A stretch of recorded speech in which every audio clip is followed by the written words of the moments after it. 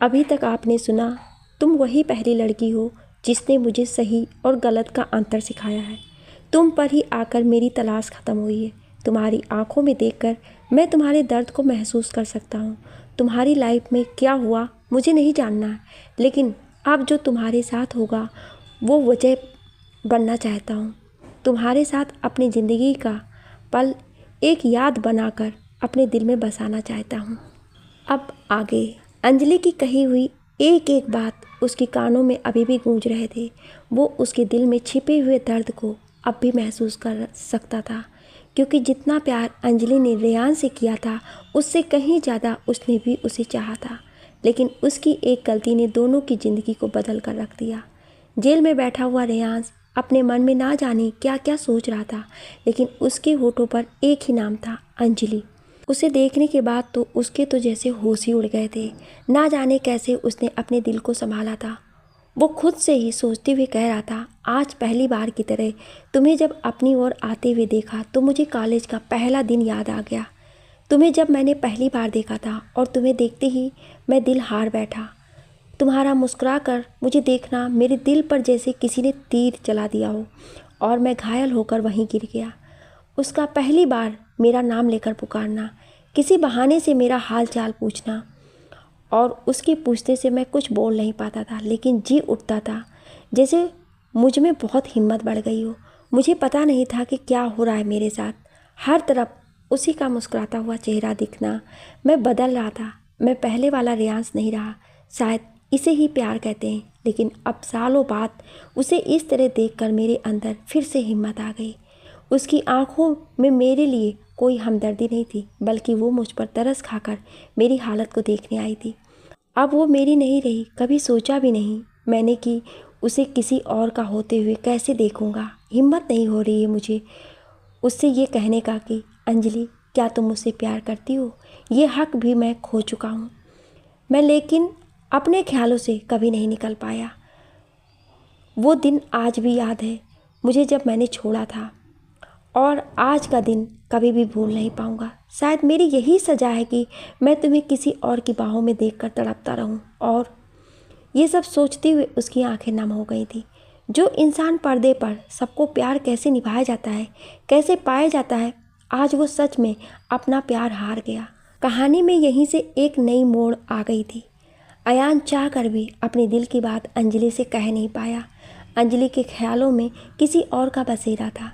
रेयांस को अपनी गलती का एहसास भी, और उसे अब भी अपने दिल में बसाए हुए था कि कभी तो अंजलि उसे माफ़ कर उसे इस तरह से नफ़रत की निगाहों से ना देखे।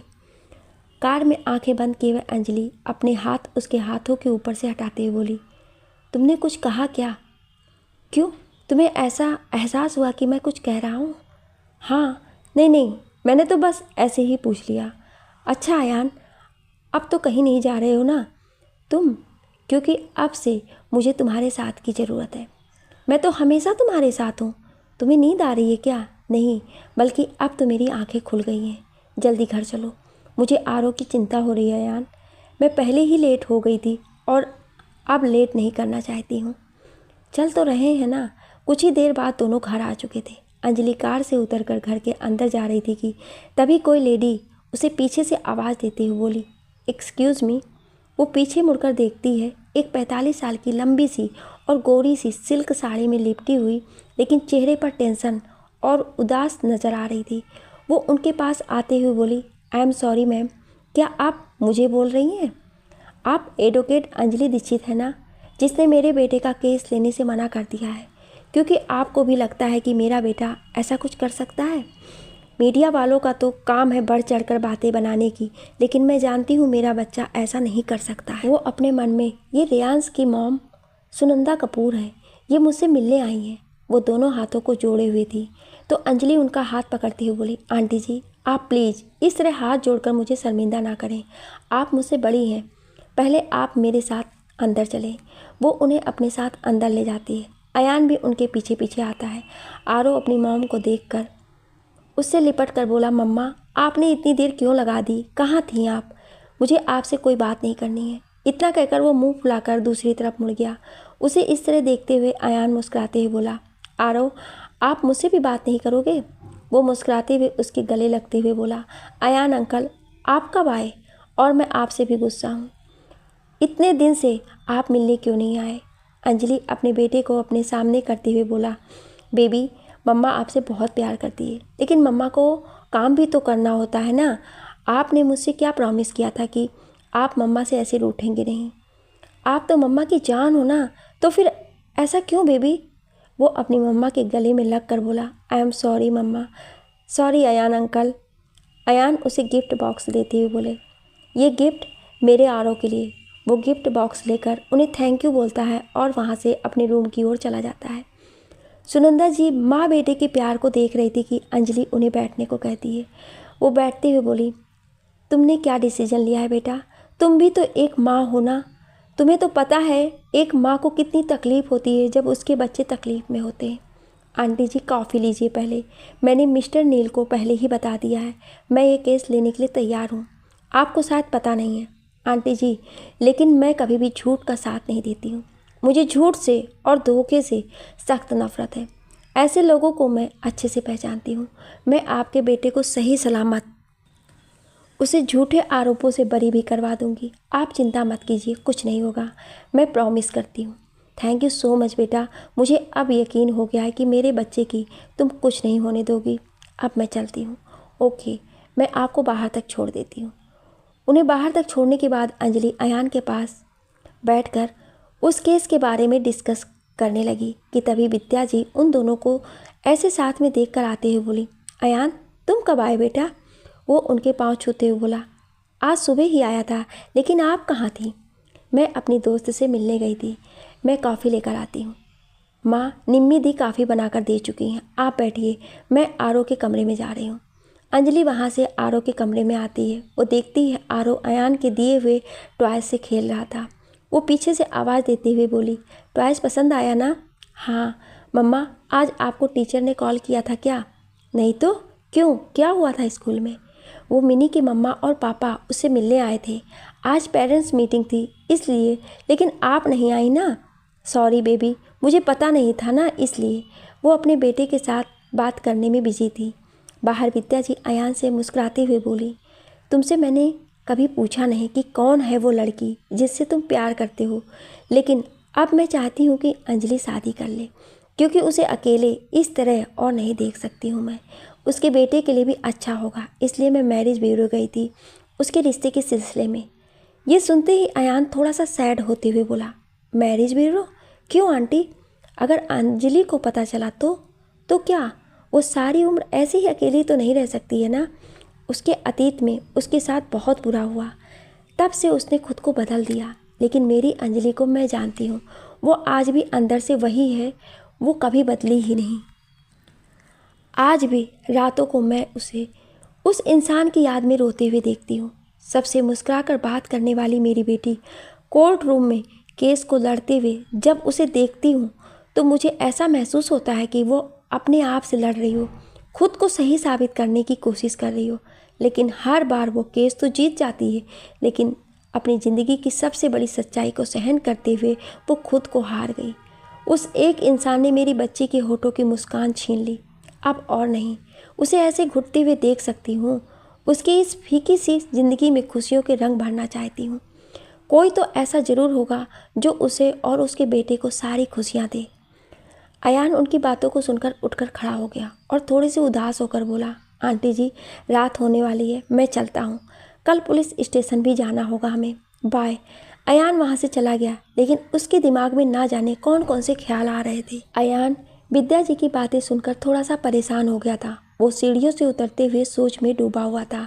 वो अपने से बड़बड़ाते हुए कहा, विद्या आंटी क्या सच में अंजलि की शादी के बारे में सोच रही हैं? तो फिर मेरा क्या? मैं उसे कैसे कहूँ अपनी दिल की बात? उससे कहने में ही मुझे डर लगता है, पता नहीं उसका रिएक्शन कैसा होगा। ओ गॉड, अब मैं क्या करूँ? इधर अंजलि अपने बेटे के रूम से बाहर आती है और अपनी माँ को अकेले बैठा हुआ देखकर पूछती है, माँ अयान कहाँ गया है? वो चला गया, अभी तुरंत ही घर से निकला है। बेटा तुम उसे बुला लाओ। अच्छा वो ज़्यादा दूर नहीं गया होगा, मैं उसे बुला कर लाती हूँ। आज वो डिनर हमारे साथ ही करने वाला है। अंजलि अपने बालकनी से नीचे देखती है तो अयान उसे खोया हुआ सा नज़र आता है। वो उसे आवाज़ लगाते हुए बोली, अयान कहाँ जा रहे हो? वापस घर के अंदर आ जाओ जल्दी से। वो खोई हुई आवाज़ में बोला, मैं घर जा रहा हूँ, कल बात करते हैं। वो गुस्से से डांटते हुए बोली, तू घर के अंदर वापस आ रहा है या फिर तुझे लेने मैं आऊँ? बोलो। अगर मैं आ गई ना अयान तो तेरी सारी उदासी एक पल में उतार दूंगी, समझे? चल घर के अंदर आ। फिर उसकी ओर देखते हुए वो अपने आप से बोली, ये तो सच में उदास लग रहा है।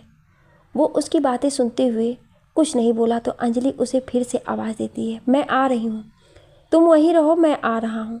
वो अंदर आता है। अंजलि उसका हाथ पकड़कर डाइनिंग टेबल पर लेकर आती है और उसे घूरते हुए पूछती है, ओए मजनू, क्या हुआ तुझे? ऐसे देवदास बनकर क्यों जा रहा था?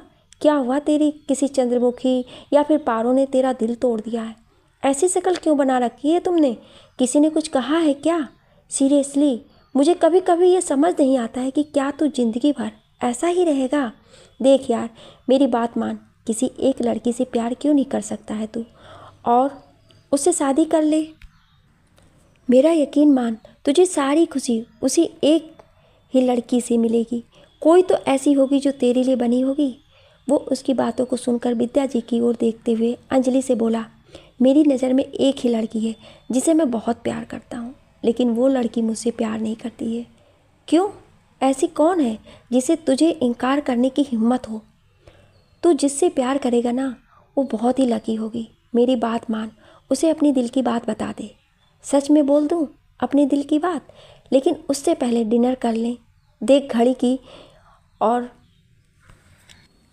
कितना टाइम हो चुका है। मेरा आरो भी डिनर करके सो गया है। माँ आइए, मैं डिनर लगाती हूँ। वो किचन के अंदर चली जाती है तो विद्या जी अयान से मुस्कुराते हुए बोली, तो उससे कब तक अपने दिल की छुपाएगा?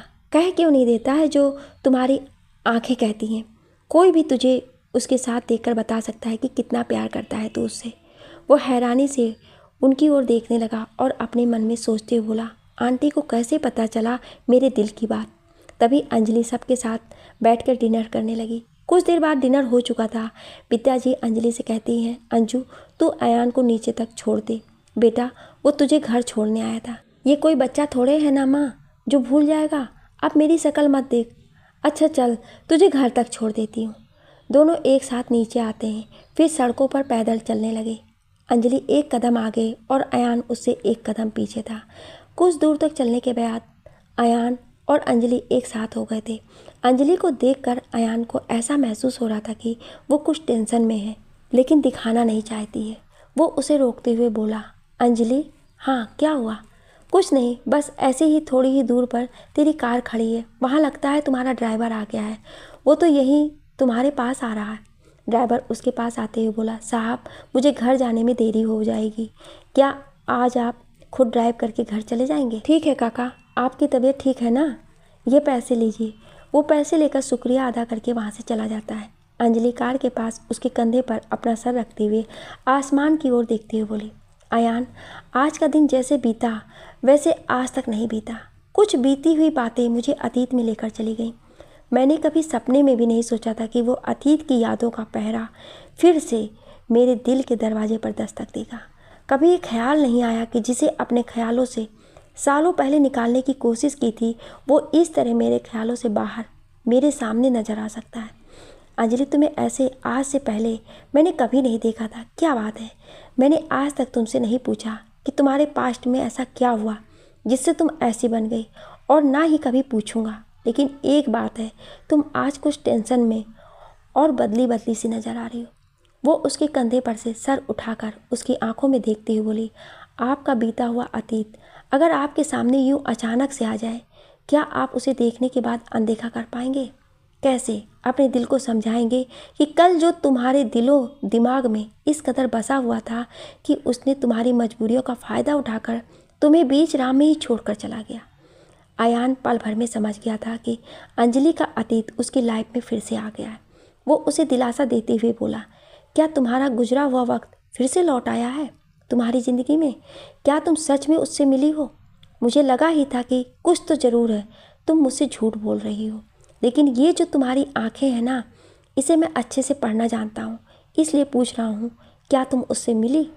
वो हल्की सी मुस्कान के साथ बोली, अयान मेरे साथ ही ऐसा क्यों होता है? जब मुझे लगता है कि वो इंसान ज़िंदगी भर मुझसे ही प्यार करेगा और मैं उससे। फिर हम दोनों में इतना प्यार होने के बावजूद वो मुझे किस गलती की सज़ा देकर छोड़कर चला गया? चला गया तो चला गया, लेकिन अब वो लौटकर मेरी ज़िंदगी में क्यों आया है? क्यों उसे देखकर मुझे गुस्सा आ रहा है? क्या अब भी मेरे दिल में उसके लिए कुछ है? मुझे कुछ भी समझ नहीं आ रहा है। अंजलि की बातें सुनकर वो उसे गौर से देखते हुए बोला, वो फिर से लौट आया है? ये तो बहुत अच्छी बात है, लेकिन क्या तुम सच में उसके साथ रहना चाहती हो? क्या तुम्हारा दिल सच में ऐसा मानने लगा है कि तुम उसकी गलतियों को माफ़ करके उसके पास चली जाओ? ऐसी गलती मैं दोहराना नहीं चाहती हूँ। मैं अपने बेटे के साथ बहुत खुश हूँ और मुझे किसी का प्यार नहीं चाहिए। तुम तो हो ना मेरे साथ? वो मुस्कुराते हुए हाँ में सिर हिलाता है। अच्छा अयान, बहुत रात हो गई है, अब घर चलें। तुम्ही तो मुझे यहीं रोक रखा है, अब चलते हैं। वैसे क्या मैं पूछ सकता हूँ कौन है वो इंसान? वो जो कोई भी है, उससे मेरा कोई वास्ता नहीं। वो मेरा कल था, आज तो मैं हूँ और तुम हो, और कोई भी नहीं। मेरा मानना है गुजरा हुआ वक्त कभी भी लौट कर नहीं आता है। जो चला गया वो आ भी जाए तो भी कोई फ़र्क नहीं पड़ता है। जब उसके जाने से कोई फ़र्क नहीं पड़ा तो फिर आने से क्या होगा? अच्छा, वो लेडी रियांश की मॉम थी ना, वो तुमसे रिक्वेस्ट करने आई थी। अब तो मुझे भी लगता है कि तुम्हें ये केस लेना चाहिए। अच्छा, गुड नाइट, कल मिलते हैं ऑफिस में। मैं कल से तुम्हारे साथ उस केस को हैंडल करने वाला हूँ। उस अमाया की इन्फॉर्मेशन तुम्हें मिल जाएगी। राबी से मेरी बात हो गई है और न्यूज़ रिपोर्टर रत्ना से भी। कौन सच्चा है और कौन झूठा, ये तो कोर्ट में ही पता चल जाएगा। जीत तुम्हारी ही होगी। अब मैं घर जा रहा हूँ। Bye and good night. Ayaan अपनी कार में बैठ जाता है और कार स्टार्ट करते हुए वहाँ से चला जाता है। अंजलि अभी भी रियांश को ही याद कर रही थी। उसे ऐसा लग रहा था कि वो निर्दोष है, उसने कुछ नहीं किया है। वो अपने घर के बाहर ही थी कि उसका मोबाइल बजने लगा। वो अपने मोबाइल में देखती है तो मिस्टर नील का कॉल था। वो कॉल रिसीव करते हुए बोली, हेलो। हेलो मैम, क्या मैं आपसे मिल सकता हूँ अभी? इस टाइम, इतनी रात को? बहुत ही अर्जेंट बात बतानी है आपको, इसलिए मिलना ज़रूरी है। ओके, मैं अपने घर में ही हूँ। Thank you ma'am. Call cut करने के बाद वो खुद से कहती है, ऐसी क्या बात है जो इतनी रात को मिस्टर नील बताने के लिए कल सुबह तक का इंतज़ार नहीं किया? कहीं वो बात रियान से तो जुड़ी हुई तो नहीं? वो अपने घर के अंदर आ जाती है। अपने घर के अंदर आने के बाद अंजलि सोफे पर बैठकर नील के आने का इंतज़ार करने लगी। वो अपने गाल पर हाथ रखते हुए बोली, उसे मुझसे ऐसी भी क्या बात बतानी है कि सुबह तक का वो इंतज़ार नहीं कर सकते हैं? ऐसी क्या सीक्रेट बात बतानी है? तभी दरवाजे की बेल बजने की आवाज़ को सुनकर वो डोर खोलती है तो सामने नील और जिया थे। जिया और नील उसे देखते हुए, हेलो मैम, हाय गाइस, अंदर आइए प्लीज़। दोनों अंदर आते हैं और सोफे पर बैठ जाते हैं। अंजलि भी बैठते हुए पूछती है, मिस्टर नील, ऐसी क्या अर्जेंट बात है, बताइए मुझे। मैम, अमाया झूठ बोल रही है, ये हमें पता था, लेकिन आपको ये एविडेंस देखकर समझ में आ जाएगा कि वो सरासर झूठ बोल रही है। नील अपने लैपटॉप से होटल के सीसीटीवी कैमरा में रिकॉर्ड की हुई वीडियो को दिखाता है, जिसे देखते ही अंजलि मुस्कुराते हुए कहती है, गुड जॉब मिस्टर नील, ये एविडेंस काफ़ी है। और जिया, तुम भी कुछ कहने वाली थी ना? हाँ मैम, वो मैं ये कहने वाली थी कि मुझे याद ही नहीं आ रहा है, सॉरी मैम, भूल गई। तुम इतनी फॉरगेटफुल हो जिया, तुम इतनी इरेस्पॉन्सिबल कैसे हो सकती हो? तुम्हें होश भी है? कितनी बड़ी मेंटल हो तुम। गाइस रिलैक्स, कुछ नहीं हुआ है और तुम जिया से ऐसे कैसे बात कर सकते हो? जिया, आराम से याद करो और मुझे बताओ क्या बात बतानी थी मुझे। अब तक मैं रावी को कॉल करके उसे जो भी इन्फॉर्मेशन कलेक्ट की है वो मुझे बताए। तभी जिया झट से बोली, याद आ गया मैम, पार्टी में आते ही अमाया मैम ने मुझसे मेरा मोबाइल फ़ोन मांगा था, क्योंकि वो अपना मोबाइल कहीं और रखकर भूल गई थी, तो मैंने अपना मोबाइल दे दिया था उन्हें। उसके बाद क्या हुआ? उसके बाद उनका मोबाइल तो उनके पर्स में ही था, लेकिन वो मेरा मोबाइल लौटाना भूल गई थी। मुझे समझ में नहीं आया कि अगर उनका मोबाइल उनके पास ही था तो फिर उन्होंने मुझसे मांगा ही क्यों। तभी अंजलि मुस्कुराते हुए बोली, ये सब कुछ उसने अकेले नहीं बल्कि किसी और के साथ मिलकर की हुई साजिश है। तुम लोग को तो पता ही है गाइस, रियांश के जितने फैंस हैं उसमें से कुछ उसके एनिमी भी होंगे, सो कूल डाउन। अब कोर्ट में फैसला जल्दी होगा। गाइस, अब तुम लोगों को जाना चाहिए, बहुत रात हो गई है। वो दोनों जैसे ही जाने वाले थे कि अंजलि जिया को रोकते हुए पूछती है, लिसन जिया, एक बात बताओ। Yes ask ma'am. रियांश 5 साल से इस फिल्म इंडस्ट्रीज में है ना, तो कभी ना कभी किसी एक्ट्रेस के साथ उसका अफेयर ज़रूर होगा ही। क्या अमाया के साथ उसका कोई रिलेशन तो नहीं है ना? नो मैम, हमारे सर तो एक ही लड़की से प्यार करते थे, वो भी इंडिया में नहीं है। उसके पास्ट में ऐसा कुछ हुआ हो जो तुम्हें पता हो, कोई और अफेयर तो ज़रूर होगा उनका। नहीं मैम, रेयांश का कोई पास्ट नहीं था। वो जब से मुंबई आया है तब से हम दोनों बेस्ट फ्रेंड हैं। नील ये बोलते हुए फिर पूछता है, मैम क्या आप रेयांश के पास्ट के बारे में कुछ जानती हैं क्या? No no, just like that. वो दोनों चले जाते हैं। अंजलि मुस्कुराते हुए खुद से कहती है, तुमने सच में बहुत ही सेल्फिश हो रेयांश। हमारे रिलेशन के बारे में तुमने किसी को बताया नहीं, अच्छा ही किया। तुम्हें आज तक भूल नहीं सकी, इसलिए मूव ऑन भी नहीं कर सकी, लेकिन अब आसानी से तुम्हें भूल सकती हूँ। इस केस को जितनी जल्दी हो सके एंड करना है। मैं तुम्हें और बर्दाश्त नहीं कर सकती हूँ। तुमसे तो नफ़रत भी नहीं कर सकती हूँ, क्योंकि नफ़रत भी लोग उसी से करते हैं जिससे प्यार करते हैं। लेकिन तुम प्यार क्या, मेरी नफ़रत के लायक भी नहीं हो। तुम सिर्फ मेरे लिए एक रॉन्ग चॉइस थे और उससे ज़्यादा कुछ नहीं। तुम्हें कभी पता भी नहीं चलेगा कि आरो तुम्हारा ही बेटा है। वो अपने रूम में आकर अपने बेटे को देखते हुए उसके सर को चूम लेती है और उसके बगल में ही सो जाती है। अगली सुबह अंजलि अपने बेटे को जगाकर उसे तैयार कर ही रही थी कि तभी आरो उसे इतनी जल्दी जल्दी काम करते हुए देखकर बोला, मम्मा या तो आप अपना काम जल्दी कर लो, उसके बाद मुझे रेडी करना, या फिर मुझे रेडी कर लो उसके बाद काम करना। क्यों, क्या हुआ बेबी, आप ऐसे क्यों बोल रहे हो? क्योंकि मम्मा आपने मेरे बैग में वो फाइल रख दी है जो आपको अपने पर्स में रखनी थी, और जो आपको मेरे बैग में रखनी थी वो आपने पर्स में रख दिया है। ओह सॉरी बेबी, मिस्टेक से मैंने कर दिया। अब जल्दी से आप ब्रेकफास्ट फिनिश करो, मैं रेडी होकर आती हूँ। ये रहा आपका लंच बॉक्स, फिनिश कर लेना। अंजलि रेडी होने के बाद वो अपने बेटे को लेकर आ रही थी कि वो अंजलि को देखते हुए बोला, मम्मा आज कोई स्पेशल डे है क्या? नो बेबी, क्यों? आपने ये क्वेश्चन क्यों पूछा? आप आज बहुत ब्यूटीफुल लग रही हो। अयान अंकल के साथ आप डेट पे जा रही हैं क्या? वो हंसती उसे स्कूल बस पर बैठाते हुए कहती है, बदमाश, बहुत नाटी हो गए हैं आप। बाय बेबी, बाय मम्मा। वो रोड के किनारे खड़े होकर अयान के आने का इंतज़ार करने लगी। वो अपनी वॉच को देखते हुए बोली, ये लड़का कभी सुधर नहीं सकता है, अभी तक नहीं आया है। वो उसे कॉल लगाकर, हेलो कहाँ हो तुम, अभी तक आए नहीं? तुम्हें पता तो है ना मुझे वेट करने की आदत नहीं है। अब कोई बहाना मत बनाना प्लीज़ अयान, तुम कभी टाइम पर नहीं आ सकते हो क्या? तुम्हारे पीछे ही खड़ा हूँ मैं। तभी कार की हॉर्न को सुनकर वो पीछे मुड़कर देखती है।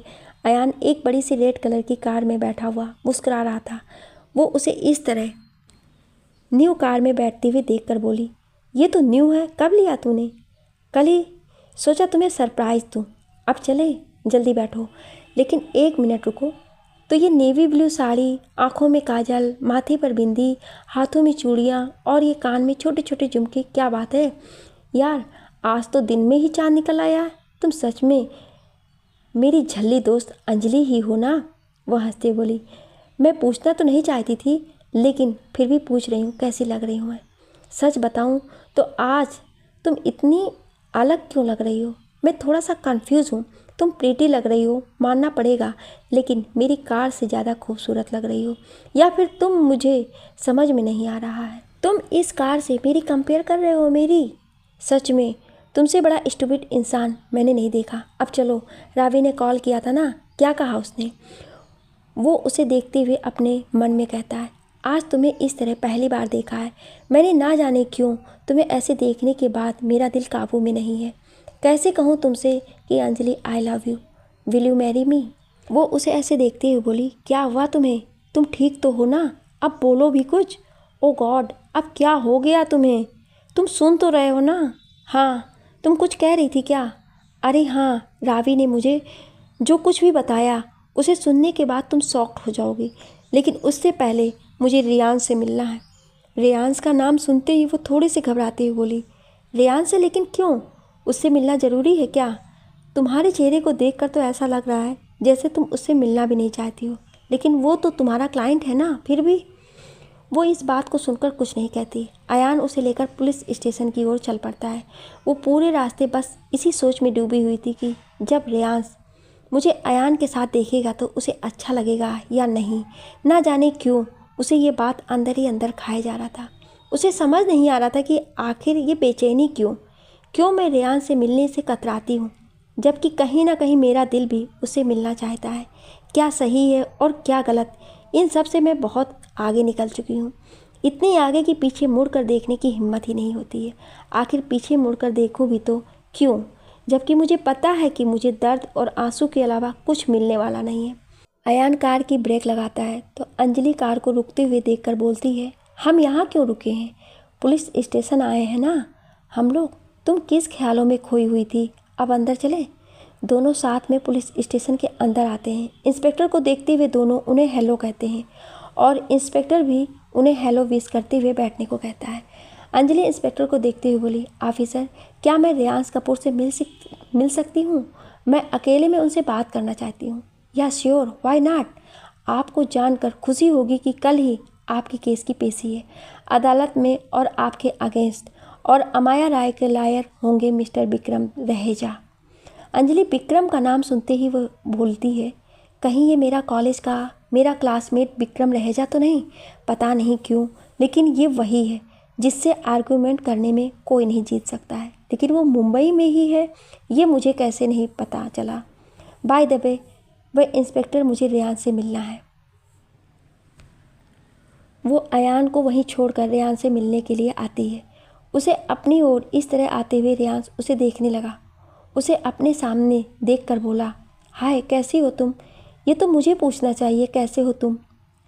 तुम्हें अपनी फैमिली की बहुत याद आ रही होगी ना? कैसा लग रहा है तुम्हें इस चार दीवारी में कैद रहने से? बहुत तकलीफ महसूस हो रही होगी ना? मैं बिल्कुल ठीक हूँ, और वैसे भी मैं जैसा भी हूँ तुम्हें तो कोई फ़र्क नहीं पड़ता है ना? नहीं पड़ता है अब, क्योंकि जिस दर्द और तकलीफ़ से मैं गुजरी हूँ उसके सामने तो ये कुछ भी नहीं है।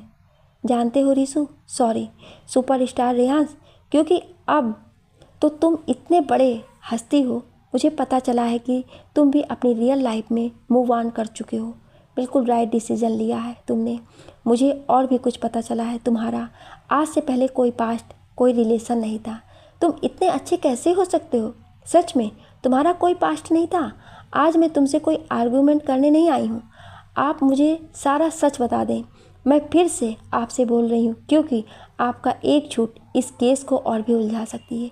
मैं ये बताने आई हूँ कि कल आपकी पेशी है और अमाया राय का केस कोई और नहीं बल्कि।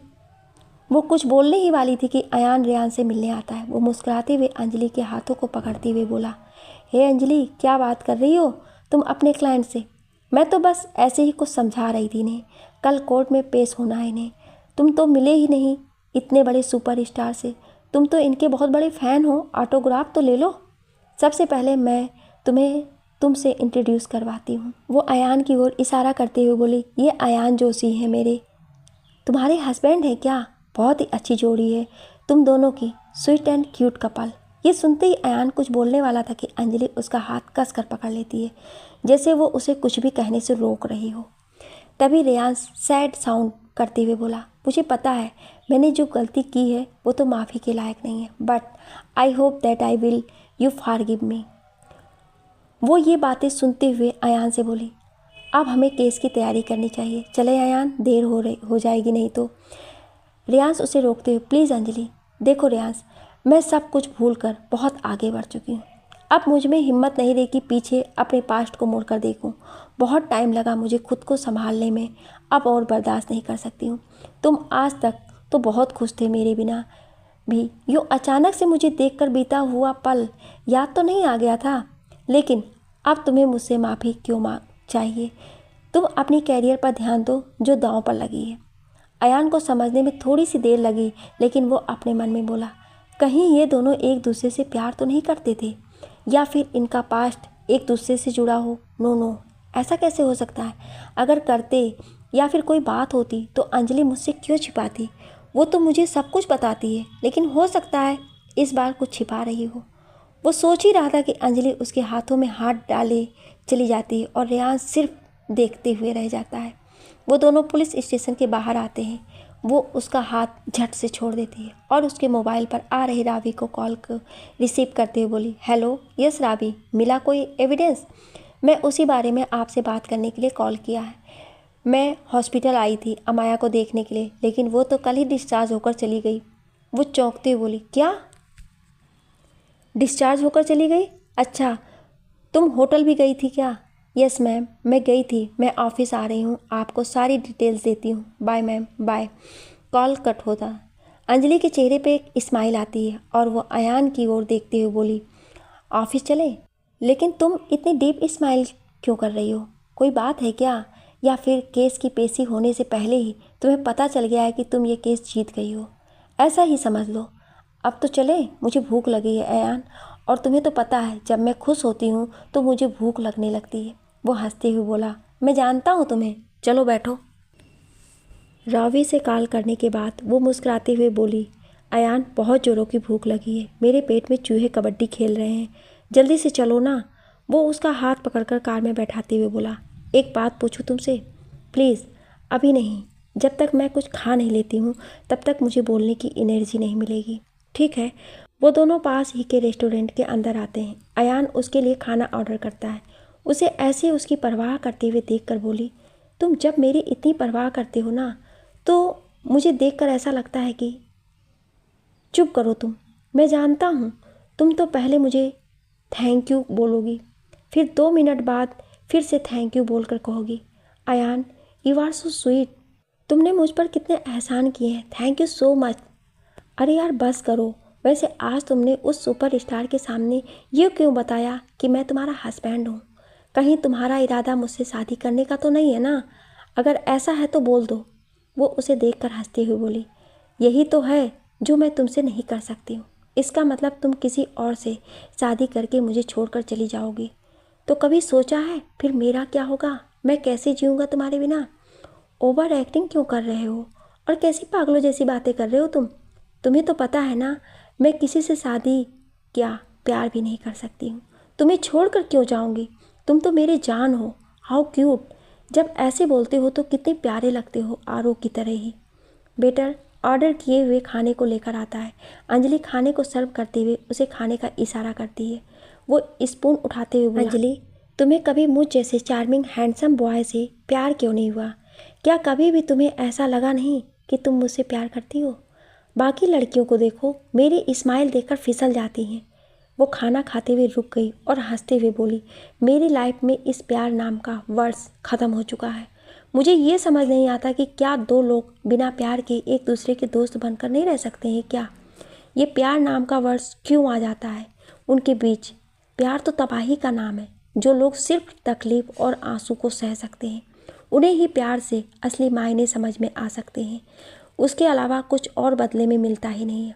और दोस्ती तो वो दुआ है जो बिना मांगे ही आपको एक ऐसा हमदर्द मिल जाता है जिससे आप अपने दिल की हर बात उससे कहकर अपनी तकलीफ़ों को दूर कर सकते हैं।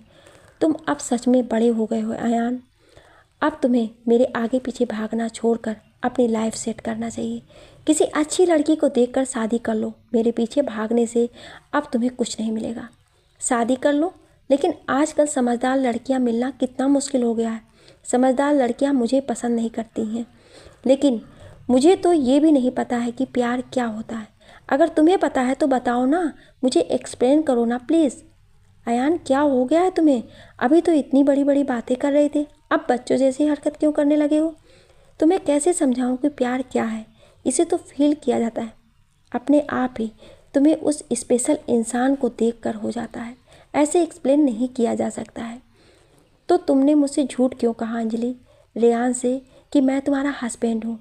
क्या सच में तुम्हारे दिल में मेरे लिए कोई फीलिंग नहीं है? कहीं तुम मुझसे छिपा तो नहीं रही हो ना कुछ? रेयांश तुम्हारा पास्ट है, ये तो मुझे तुम्हारे उसके साथ बात करते हुए सुनकर पता चल गया था। मैं नहीं चाहती हूँ कि मेरे साथ वही सब दोबारा हो। मैं फिर से टूटना नहीं चाहती हूँ। उसके जाने के बाद तुम मेरे साए बनकर थे, अब मैं तुम्हें खोना नहीं चाहती हूँ। तुम तो मेरे सब कुछ हो दोस्त, हमदर्द, हमसाया, हम कदम। तुम्हारे कंधे पर सर रखकर मैं तुमसे अपने दिल की हर बात कहती हूँ। मुझसे ये हक मत छीनो। सब कुछ तो हूँ लेकिन लाइफ पार्टनर तो नहीं।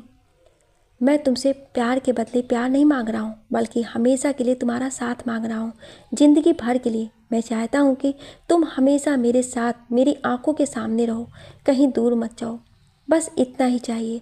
तुम और आरो तो मेरी ज़िंदगी का हिस्सा हो, जिनके बिना मैं खुद को अधूरा महसूस करता हूँ। बताओ ना, बनोगी मेरी लाइफ पार्टनर? वो उसकी बातें सुनकर सोचने लगती है तो अयान हंसने लगा और हंसते हुए बोला, तुम्हारे चेहरे का रिएक्शन देखने लायक था।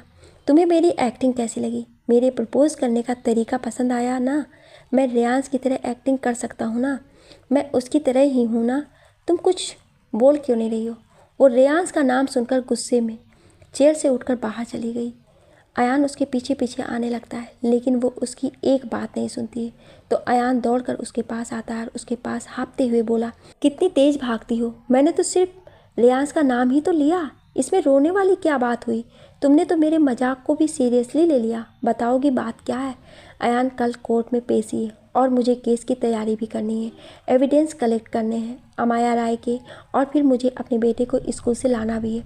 तुम्हारी तरह मेरी लाइफ इजी नहीं है, तुम मेरे बिल्कुल अपोजिट हो। हमारे बीच दोस्ती है और वही रहे, उससे ज़्यादा मैं एक्सेप्ट नहीं कर सकती हूँ, और मुझसे उम्मीद भी मत रखना। मैं ऑफिस जा रही हूँ।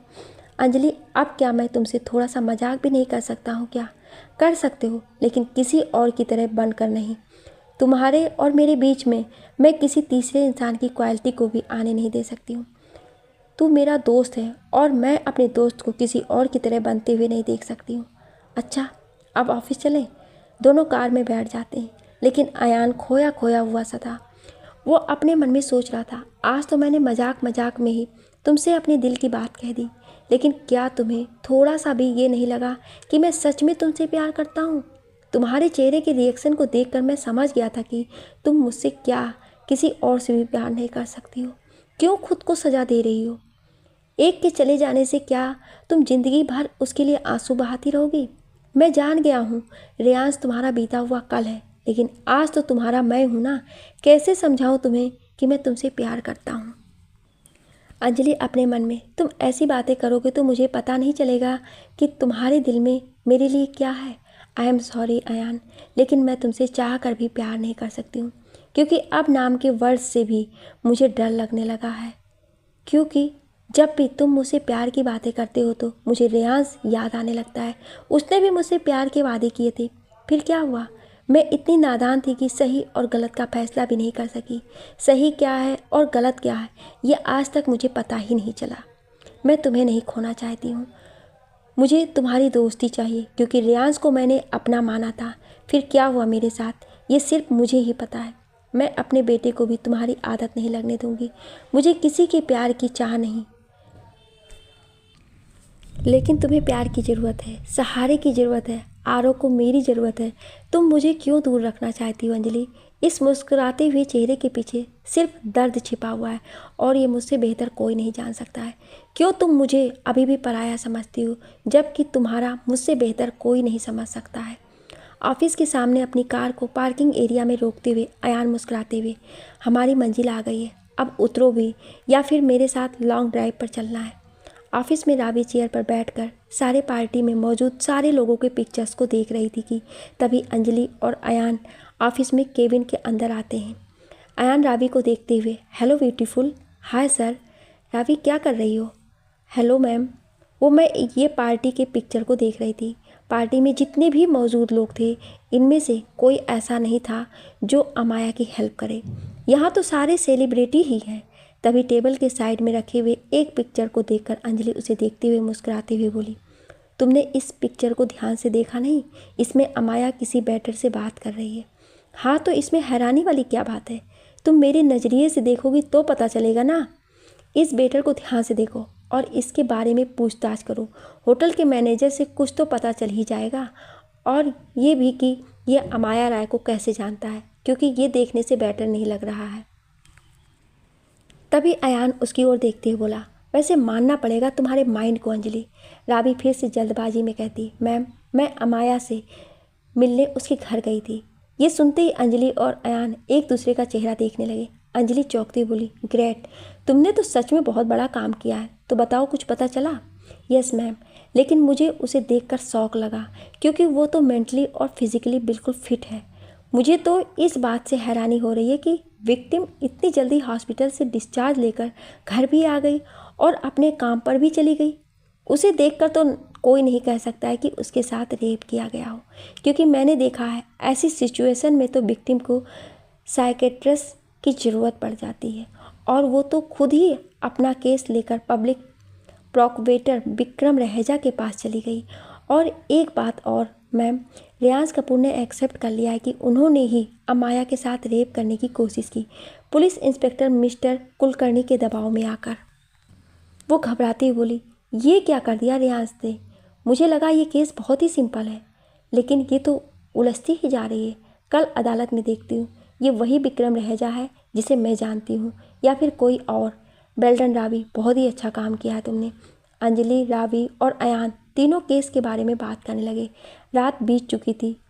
अगली सुबह केस की पेशी को लेकर शांति भवन में रिपोर्टर्स भी भीड़ लगी हुई थी, और पुलिस स्टेशन के बाहर भी सब लोग रियांश को देखने के लिए बेसब्री से इंतज़ार कर रहे थे। सुबह हो चुकी थी। पुलिस स्टेशन के बाहर सारे मीडिया वाले रियांश से मिलने के लिए उत्सुक थे। उससे कहीं ज़्यादा मिस्टर कपूर अपने बेटे को घर वापस लाने के लिए। वो शांति भवन में अपनी माँ, पत्नी और पूरी फैमिली के साथ मंदिर में गणपति के सामने आरती कर रहे थे। सुनंदा कपूर अपने पति की ओर देखते हुए बोली, मैंने उस एडवोकेट से बात भी की थी, लेकिन वो लायर जो अमाया का केस लड़ने वाला है, वो मेरे रियांश को सज़ा दिलवा कर रहेगा। मुझे बहुत डर लग रहा है। मिस्टर कपूर अपनी पत्नी को दिलासा देते हुए समझाते हैं। बोले, मुझे मिस दीक्षित पर भरोसा है, वो मेरे बेटे को निर्दोष जरूर साबित करेंगी। अब मुझे कोर्ट के लिए निकलना है। जीत, चलो मेरे साथ। तभी नील आता है और सबको गुड मॉर्निंग विश करते हुए मिस्टर कपूर से बोला, अंकल, रियांश ने सब इंस्पेक्टर कुलकर्णी के दबाव में आकर उसने झूठा इल्ज़ाम को एक्सेप्ट कर लिया है। मिस्टर कपूर गुस्से से बोले, ये लड़का पागल हो गया है क्या? क्यों उसने अपने सर इतना बड़ा इल्ज़ाम लिया, जबकि वो इनोसेंट है? नील, तुम मिले उससे? हाँ अंकल, तुम्हारा चेहरा कुछ और बता रहा है। बात क्या है, बताओ मुझे, प्लीज़ टेल मी। नील अपना सर झुकाकर बोला, उस इंस्पेक्टर ने रियांश को बहुत टॉर्चर किया। उससे झूठा इल्ज़ाम को एक्सेप्ट करने के लिए उसकी हालत बहुत ख़राब थी, लेकिन उसने कुछ किया ही नहीं है। अपने बेटे के बारे में सुनकर सुनंदा कपूर रोने लगी और अपने पति से बोली, मैं भी आपके साथ अदालत में जाऊंगी। आप ना नहीं बोलेंगे? उस ऑफिसर्स ने मेरे बच्चे को कितना मारा होगा, उसकी हिम्मत कैसी हुई? आप कुछ क्यों नहीं करते हैं? आप तो कुछ भी कर सकते हैं। सिचुएशन को समझो सुनंदा, मैं अभी कुछ नहीं कर सकता हूँ, सिवाय मिस दीक्षित के अलावा सिर्फ उनसे रिक्वेस्ट कर सकता हूँ। मुझे पूरा यकीन है कि उन्होंने जो वादा किया है वो पूरा करेंगी। अंजलि अपने घर के मंदिर में पूजा करने के बाद अपने बेटे को लेकर कमरे में आती है और उसे प्यार से समझाते हुए बोली, बेबी, आज मम्मा को एक बहुत बड़ा काम करने के लिए कोर्ट जाना है। आप गुड बॉय की तरह रहोगे घर में और मम्मा को परेशान नहीं करोगे। मम्मा, मुझे भी आपके साथ कोर्ट जाना है। मुझे भी देखना है आप मेरे सुपर हीरो को कैसे बचाओगे। मुझे मिनी ने बताया कि तुम्हारी मम्मा रियांश को जेल से निकाल देंगी। प्लीज़ मम्मा, मैं भी आपके साथ जाऊंगा। नहीं बेबी, आप वहाँ नहीं जा सकते। प्लीज़ ट्राई टू अंडरस्टैंड ना बेबी। आप तो मम्मा की हर बात मानते हो ना, तो फिर आज नहीं मानोगे? नो, मैं अयान अंकल के साथ ही रहूँगा, किसी को भी परेशान नहीं करूँगा। ओके। इतना कहकर वो अपने मन में सोचते हुए बोली, आज ना जाने क्यों मेरा दिल इतना बेचैन है। मैं सब कुछ भूलकर सिर्फ रियांश के केस पर ध्यान देना चाहती हूँ, लेकिन कंसंट्रेट नहीं कर पा रही हूँ। मुझे रह रह कर उसके साथ बिताए हुए पल याद आ रहे हैं, उसका दिया हुआ धोखा याद आ रहा है, उसका मुझे यूँ बेवजह छोड़कर जाना याद आ रहा है। कैसे समझाऊं मैं खुद को कि ये सब मैं इसलिए नहीं कर रही हूँ कि मेरे दिल में अब भी उसके लिए कुछ है, बल्कि इंसानियत के नाते उसे इंसाफ दिलाने की कोशिश कर रही हूँ। उसने जो कुछ भी किया मैं कभी ना भूल सकूँ। उसने मेरे साथ ऐसा किया है, लेकिन इन सब की सज़ा तो उसे ऐसी ही मिलनी चाहिए। तुमने ऐसा क्यों किया रियांश? इतना बड़ा झूठा इल्ज़ाम एक्सेप्ट करके क्यों खुद के कैरियर के साथ खिलवाड़ कर रहे हो? मैं तो तुम्हें देखना भी नहीं चाहती थी, लेकिन मेरी मजबूरी और मेरा प्रोफेशन ही ऐसा है कि तुम्हें निर्दोष साबित करना ही होगा मुझे। उसके बाद तुम्हारे रास्ते अलग और मेरे रास्ते अलग। वो अभी भी ख्यालों में डूबी हुई थी कि आरो उसका हाथ पकड़कर अपने दिल पर रखते हुए बोला, मम्मा, you are not weakness, you are strength. I know. पापा होते तो आपको यही कहते कि you will definitely win this case, I am always with you. Aaro की इस तरह की बातों को सुनकर वो उसे एकटक देखते हुए बोली, बेबी आपको ये बड़ी बड़ी बातें करना कौन सिखाया है? वो मासूमियत के साथ बोला, अयान अंकल ने, उन्होंने कहा था कि जब मैं चला जाऊं तो मम्मा के साथ रहना, कोई बदमाशी मत करना। मैंने उनसे कहा भी, क्या आप मेरे पापा बनकर हमारे साथ हमारे घर में नहीं रह सकते हैं क्या? तो उन्होंने बोला कि आपकी मम्मा इस वर्ल्ड की बेस्ट मम्मा है। इधर सारे लोग कोर्ट रूम में आ चुके थे। विक्रम रहेजा अपनी क्लाइंट अमाया राय के साथ कोर्ट रूम की ओर जा रहा था कि सारे मीडिया रिपोर्टर्स उन्हें घेर कर सवाल पर सवाल करने लगे, लेकिन उनके सवालों का कोई जवाब ना देते हुए वो कोर्ट रूम के अंदर जाने लगे। रास्ते में ही उन्हें अंजलि मिल जाती है। वो भी कोर्ट रूम की ओर ही जा रही थी कि उसे देखकर विक्रम मुस्कुराते हुए बोला, आखिर इतने सालों बाद ही सही तुमसे मेरा सामना हो ही गया। हेलो मिस अंजलि दीक्षित, कैसी हैं आप? हाय विक्रम साहब, आप जैसे बड़े वकीलों की मेहरबानी की आपके साक्षात दर्शन हुए। आप कैसे हैं? और मुंबई में आपका इस तरह आना बहुत ही अच्छा लगा। आपसे इसी बहाने मुलाकात भी हो गई। वो उसके बातों को सुनकर हंसते हुए बोला, तुम आज भी नहीं बदली यार, वही एटीट्यूड, वही अंदाज, सब कुछ वही, सिर्फ तुम्हारा ये स्टाइल बदला है, पहले से और खूबसूरत हो गई हो। अचानक 5 सालों बाद तुम्हारी लाइफ में फिर से किसी ना किसी बहाने से रेयांश आ ही गया। तुमने उसे माफ़ कर दिया। तुम्हारा दिल तो बहुत बड़ा है यार, लेकिन अफसोस कि तुम उसे सज़ा होने से नहीं बचा सकती हो। केस के बारे में बात तो कोर्ट रूम में होगी। इतने दिन बाद मिले हो, शादी हो गई ना तुम्हारी? तुमने शादी क्यों नहीं की? तभी आरो अयान के साथ वहाँ आता है और उसके पास आकर, मम्मा मैं आ गया। बेबी आपको मैंने समझाया था ना कि मत आना। ओके मैं चला जाता हूँ नानी के साथ। Bye uncle, all the best mamma, bye bye baby. Aaro अपनी नानी के साथ जा रहा था। रेयांश भी उसी तरफ से अदालत के अंदर जा रहा था। आरो रेयांश को देखकर रुक जाता है और दोनों एक दूसरे को देखने लगते हैं। पुलिस इंस्पेक्टर उसे अदालत के अंदर ले जाने लगे। तभी विक्रम उसकी ओर देखते हुए बोला, मुझे समझ आ गया है कि तुमने शादी क्यों नहीं की। आज भी कहीं ना कहीं तुम्हारे दिल में उसके लिए प्यार है, उसे चाह कर भी नहीं भूल सकी। अब अंदर चलें, क्योंकि मुझे ये केस जीतकर पहली बार तुम्हें हरा कर देखना चाहता हूँ। रेयांश को सज़ा होकर रहेगी, उसने गुनाह किया, एक मासूम सी लड़की के साथ रेप किया, उसे तो सज़ा होने से कोई बचा नहीं सकता है। मिस्टर कपूर, नील, जिया, रावी और जीत सब लोग अदालत पहुंच चुके थे। सब कोर्ट रूम के अंदर आते हैं। रेयांश भी पुलिस ऑफिसर के साथ आता है। उसकी नज़र पहले विक्रम पर पड़ती है। वो उसे देखने के बाद वो अंजलि को देखता है और उसे देखते हुए अपने मन में, मेरे लिए इतना मत करो अंजलि, मैं तुम्हारे माफ़ी के लायक भी नहीं हूँ, मैं सिर्फ सज़ा के लायक हूँ। तुम मुझे बचाकर क्या साबित करना चाहती हो कि तुम महान हो? तुम इतनी महान मत बनो, मैं तुम्हारा एहसान के बोझ तले कभी भी नहीं जी सकूँगा। उसके हाथों की हथकड़ियों को ऑफिसर खोलकर साइड में खड़े हो जाते हैं। वो विटनेस बॉक्स में खड़ा होकर अंजलि को देखने लगा। अंजलि उसके चेहरे की ओर देखती है।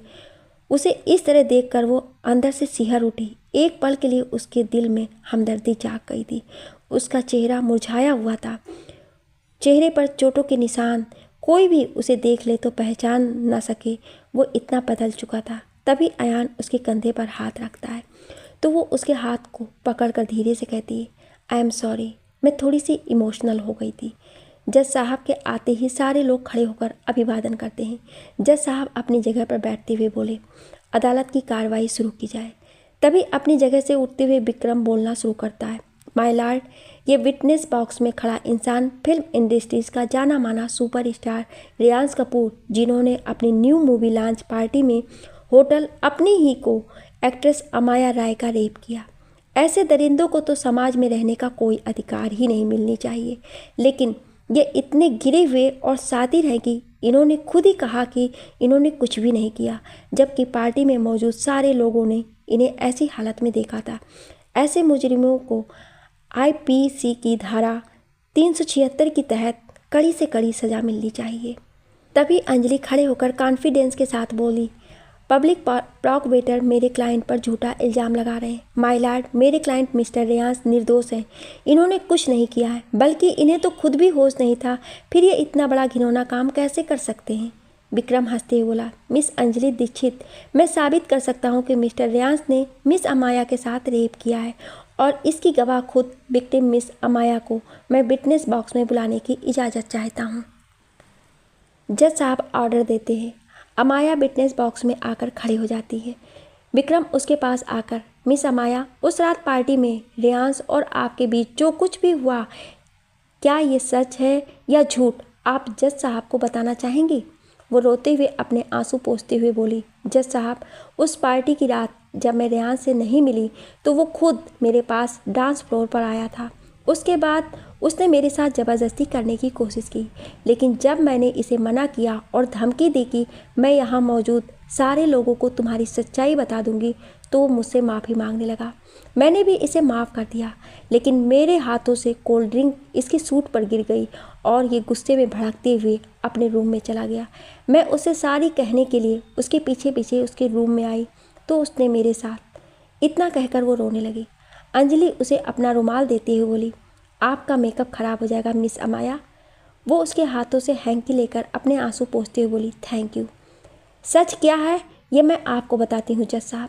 ये मिस अमाया मेरे क्लाइंट पर झूठा बेबुनियाद इल्ज़ाम लगा रही हैं, जबकि सच्चाई क्या है ये इन्हें भी पता है और मुझे भी पता है। सच्चाई मैं आपको बताती हूँ जज साहब। भोली भाली चेहरे के पीछे बहुत ही चालाक और शातिर दिमाग वाली यह अमाया राय, जो खुद मेरे क्लाइंट के पीछे पड़ी हुई थी। जब से ये दोनों साथ में काम करने लगे, इतना ही नहीं बल्कि मेरे क्लाइंट ने कोई ज़बरदस्ती नहीं की, बल्कि इन्होंने इन्हें ज़बरदस्ती किस करने की कोशिश की। और होटल रूम की सच्चाई खुद मेरे क्लाइंट अपने ज़ुबान से बताएंगे। तो बताइए मिस्टर रेयांश, उस रात पार्टी में क्या हुआ था? रेयांश रात की सारी बातें बताता है, जिसे सुनकर कोर्ट रूम में मौजूद सारे लोग हैरान थे। अमाया सच बोल रही थी या फिर रेयांश? इसका पता करना अंजलि के लिए थोड़ी सी मुश्किल हो रही थी। तभी वो जज साहब के सामने आकर, माय लॉर्ड, मैं मिस्टर रेयांश की मैनेजर जिया को विटनेस बॉक्स में बुलाने की इजाज़त चाहती हूँ। वो इजाज़त देते हैं। जिया अपने चश्मे को ठीक करते हुए विटनेस बॉक्स में खड़ी हो जाती है। तभी अंजलि उससे सवाल करते हुए बोली, मिस जिया, आप मिस्टर रेयांश को कितने टाइम से जानती हैं? जी 4 सालों से। क्या कभी आपको ऐसा लगा कि आप पर उनकी गंदी नज़र है? अच्छा ये सब बातें छोड़िए, आप ये बताइए, पार्टी की रात जब आपने मिस अमाया की चीख सुनी तब आप कहाँ थी? मेरा मतलब उस टाइम आप क्या कर रही थी? वो जवाब देते हुए बोली, जज साहब, मैं अपना मोबाइल अमाया मैम से मांगने के लिए उन्हें ढूंढ रही थी। हुआ ये था कि अमाया मैम का मोबाइल खो गया था, इसलिए उन्होंने मुझसे अपना मोबाइल मांगा। उन्होंने जब कॉल लगाया तो उनका मोबाइल उनके पर्स में ही था। वो हड़बड़ी में मेरा मोबाइल लेकर चली गई। इसके आगे की स्टोरी मैं बताती हूँ। हुआ ये कि पार्टी में मिस्टर रेयांश देर से पहुँचे थे। वजह थी मिस अमाया, क्योंकि इन्होंने मिस्टर रेयांश को कॉल्स और मैसेज करके परेशान कर दिया था। इस बात को सुनकर अमाया अपनी जगह से उठते हुए चिल्लाते हुए बोली, ये सच नहीं है, ये झूठ है। मैंने रेयांश को कोई कॉल्स नहीं किए, बल्कि इसने खुद मुझे कॉल करके धमकी दी। जज साहब अमाया की बात को सुनकर बोले, आपको जो कहना है विटनेस बॉक्स में आकर कहें। वो चुपचाप होकर बैठ जाती है। अंजलि मुस्कुराते हुए बोली, मेरे पास मिस अमाया और मिस्टर रेयांश के कॉल्स डिटेल्स और मैसेज भी हैं। माय लॉर्ड, आप खुद देख लीजिए। पार्टी में आने से पहले मिस अमाया ने पूरे 30 मिस्ड कॉल किए मिस्टर रेयांश को, और मैसेज भी मैं पढ़कर सुनाती हूँ मिलार्ड। रेयांश, तुम्हें पार्टी में आना होगा। आई लव यू रेयांश, तुम मेरे कॉल क्यों नहीं रिसीव कर रहे हो? और ऐसे बहुत सारे मैसेज हैं जो मिस अमाया ने मिस्टर रेयांश को किए थे। वो जज साहब को सारी कॉल्स डिटेल और मैसेज की डॉक्यूमेंट पेपर देती है। वो उसे देखते हुए अमाया से पूछते हैं, ये सब क्या है? आप कुछ कहेंगी मिस अमाया? वो विटनेस बॉक्स में आकर खड़े होकर रोते हुए बोले, जज साहब, मुझे नहीं पता कि ये सब क्या है। ये सब इन लोगों की चाल है मुझे फंसाने की। तभी कोर्ट रूम में मिस्टर विक्रम और अंजलि में आर्ग्यूमेंट हो रही थी कि कोर्ट रूम की बेल बजती है। दोनों एक दूसरे का चेहरा देखने लगे। तभी जज साहब बोले, दोनों पक्षों की दलील सुनने के बाद कोर्ट की कार्रवाई कल सुनाई जाएगी। The court is adjourned. जज साहब उठकर चले जाते हैं। पुलिस इंस्पेक्टर रेयांश को लेकर जा रहे थे। वो अंजलि को देखते हुए जा रहा था। तभी विक्रम खांसने का नाटक करते हुए बोला, अंजलि कल मिलते हैं। वो अमाया के साथ चला जाता है। अयान अंजलि से, बेल्डन यार, अब बाहर चलें। मुझे तो लग रहा था कि तुम्हें कोई हरा नहीं सकता है। वो उसके साथ बाहर आती है। रेयांश से मिलने के लिए अयान उसके पास आता है।